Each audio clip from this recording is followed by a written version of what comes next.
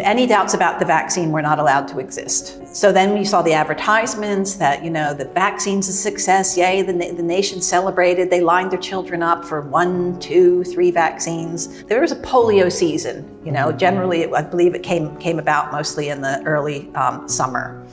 And you would watch no polio regular seasons, and it would peak and it would come down. But after the vaccine was distributed, you would see a pre-season peak. And that was because the vaccine was causing polio. And a lot of people won the court cases for that. So the vaccine companies had to pay out. Polio would have gone down whether there was a vaccine or not, because what they did at the same time as the vaccine is they changed the diagnostic criteria. And so people like Bernard Greenberg, from North Carolina, scientists who really knew their stuff, were saying, wait a minute, you would have had a 90% drop in polio with no vaccine at all by the way you redefined the disease. We are here at the Children's Health Defense Conference with Dr. Suzanne Humphries, who came to do a talk titled From Smallpox to COVID. Can you tell us about the history of the vaccines? Where did it all begin? The relevant history begins with a fellow called Edward Jenner, who in 1798 decided to take the pus off of a milkmaid's hand or a cow's udder and inoculate it into another human being. Because there was a rumor that if somebody had cowpox, which you would only get from milking a cow because they get these pustules on their udders, that if you had this disease called cowpox, that you would be unable to develop smallpox. And smallpox was a big problem back in those days because we had poor nutrition, we had filth everywhere, and didn't really know much about different medicines, hadn't been developed. So it was a pretty severe disease back then. And so people did want to prevent it if they could. And it was especially the women, women of status, they didn't want the pox on their faces. Nobody really liked that very much. So there was a kind of a move to do something about it, which is okay. You can't argue with that. But what they did is they basically scraped pus off of the udders of a cow or a dead corpse of a human being or the ankles of a horse or other animals. And then they would put that in glycerin and they would call it pure lymph. And they would transport it all around the world. So it went to France and eventually it made its way to the United States. And you'd basically get this 2-pronged lancet and hit, I think, about 6 times in the same area with this pure lymph that would have been, it was very well known actually, even up to the 1950s, to be contaminated with different bacteria, staphylococcus and fungus. And so people did get pretty sick after they got cowpox inoculations.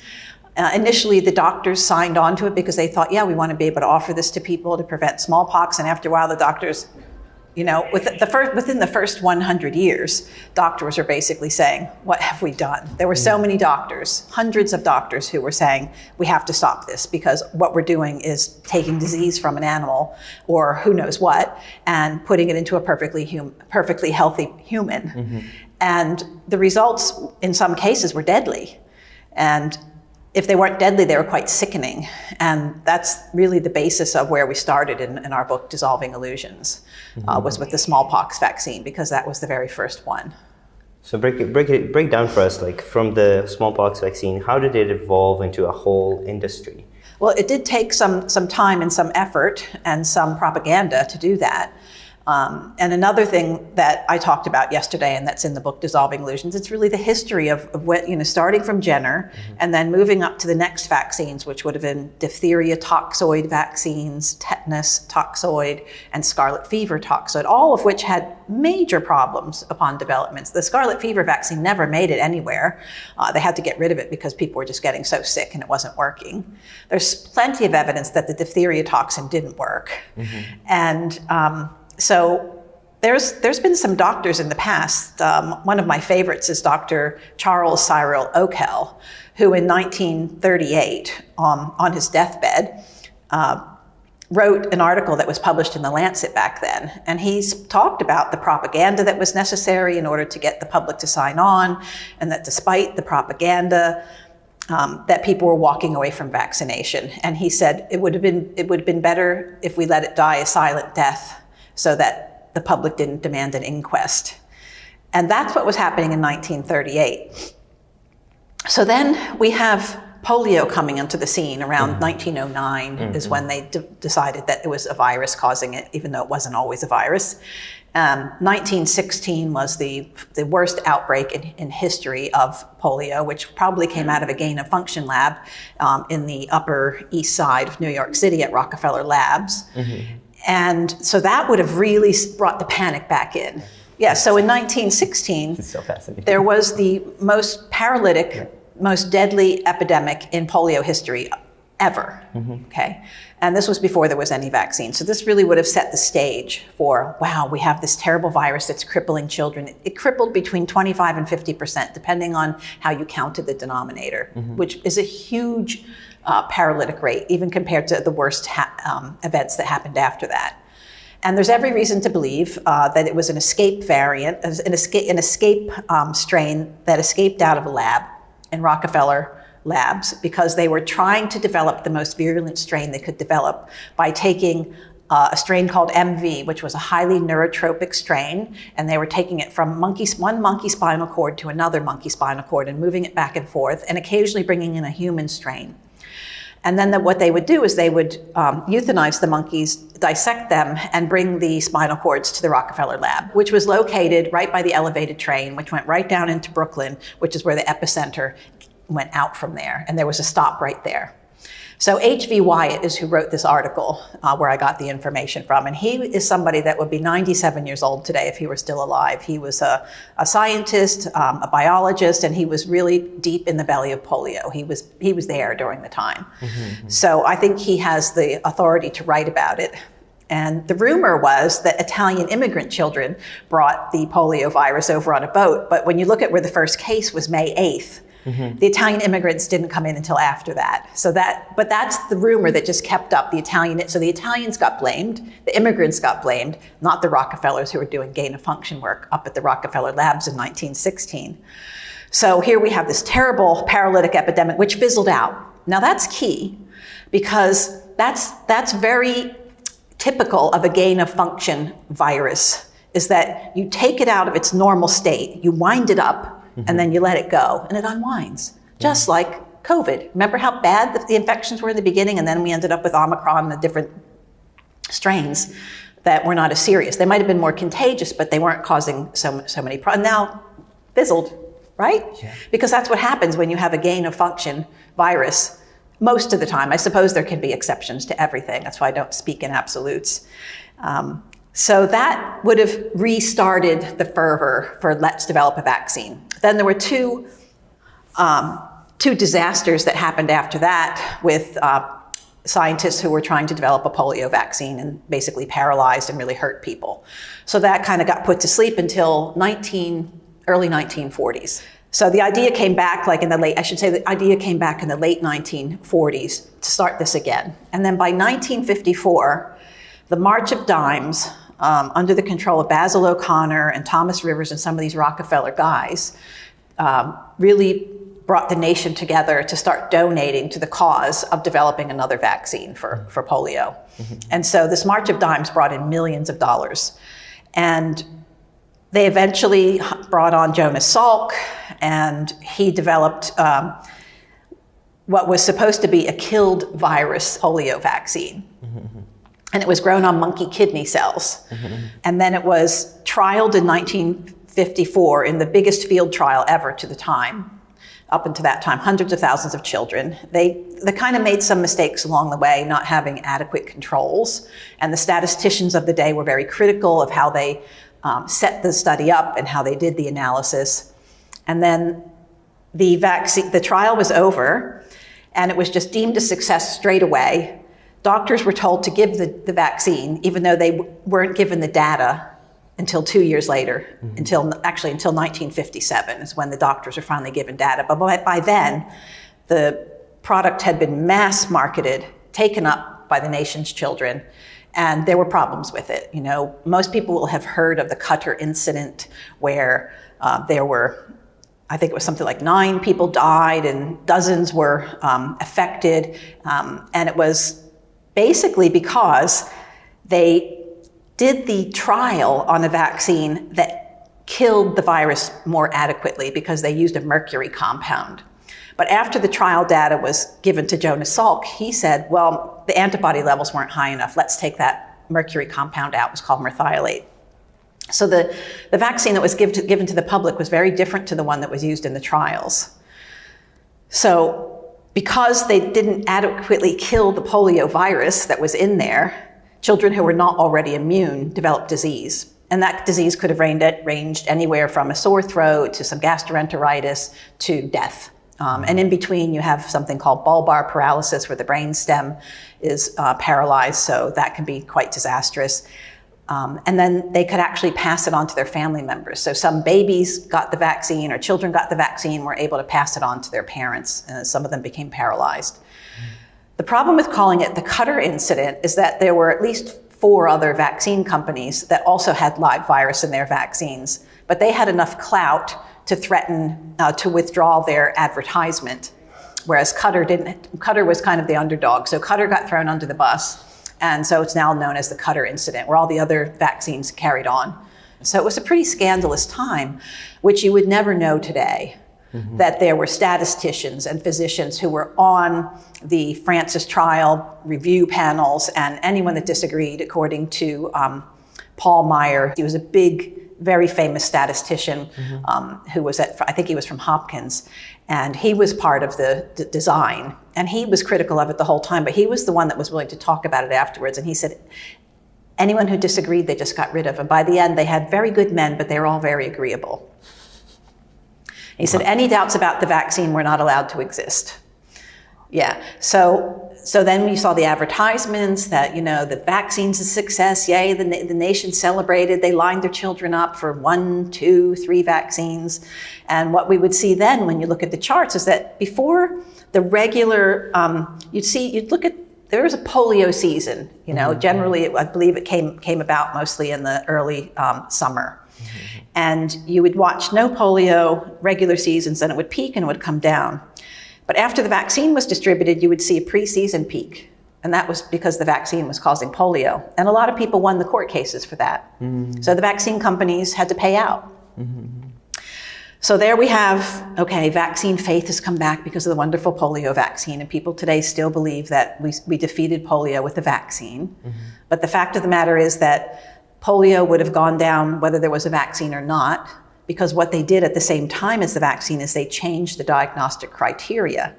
And so people like Bernard Greenberg, from North Carolina, scientists who really knew their stuff, were saying, wait a minute, you would have had a 90% drop in polio with no vaccine at all by the way you redefined the disease.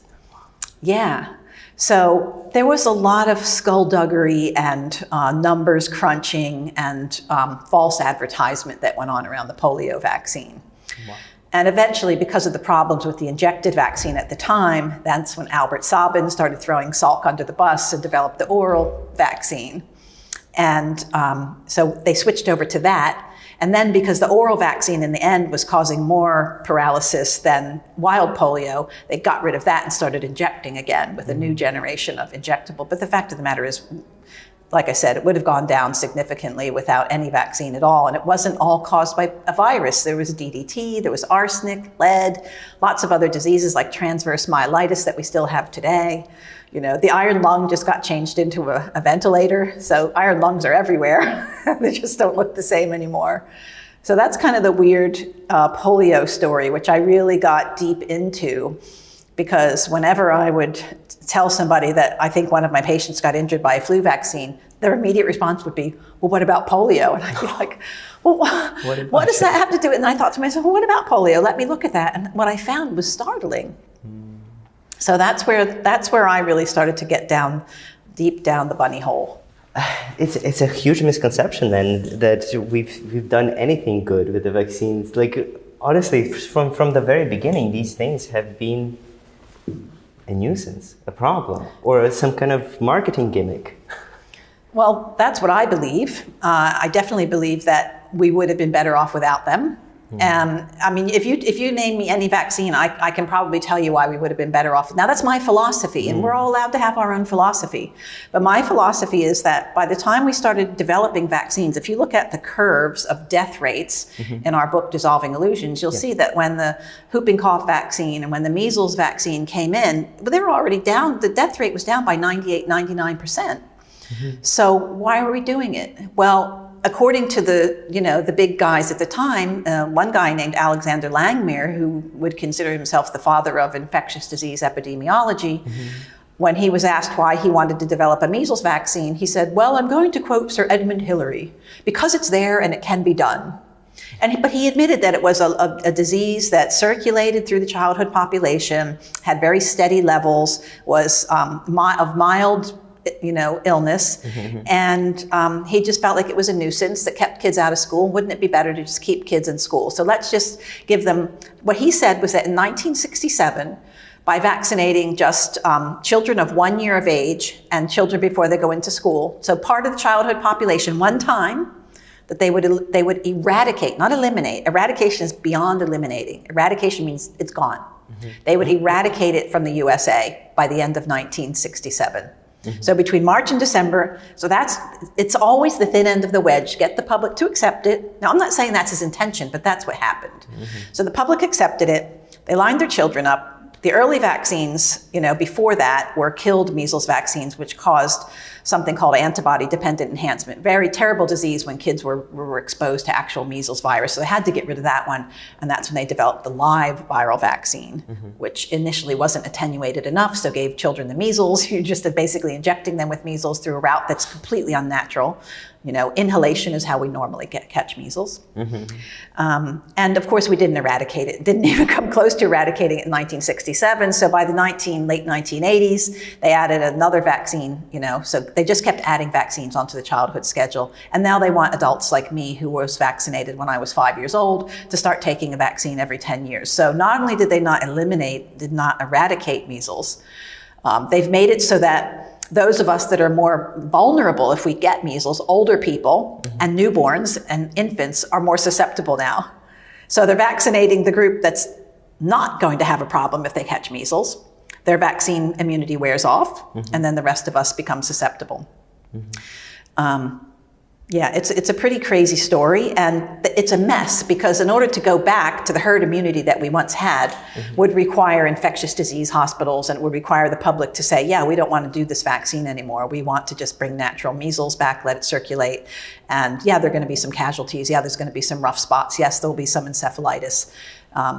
If they knew how to treat measles, and if the treatments were available and made available and promoted, like vitamin C and vitamin A. I mean, measles without vitamin A is a nightmare. You don't want that to happen. You could absolutely die or go blind or develop encephalitis. But if it's treated appropriately, it's not that bad, especially in the proper age groups. Yeah, but there was this crazy outbreak in Samoa back in 2019. And I think it really set the stage for things to come after that, because it was a very serious strain of measles that was there. This little tiny island. They'd had measles circulating every year. It wasn't a problem, but 2019 was a problem because it became very public, and children who presented to doctors and hospitals with active measles were given MMR injections while they were sick. So that would have made the morbidity and the mortality rate go up. They were, for the people who were trying to bring in vitamin C and vitamin A, were forbidden to do it. If they did do it, they were visited by the authorities, and one fellow was put into jail, and he was basically, gagged on social media. He wasn't allowed to talk anymore. And so there we have, terrible measles outbreak, anti-vaxxers in Samoa.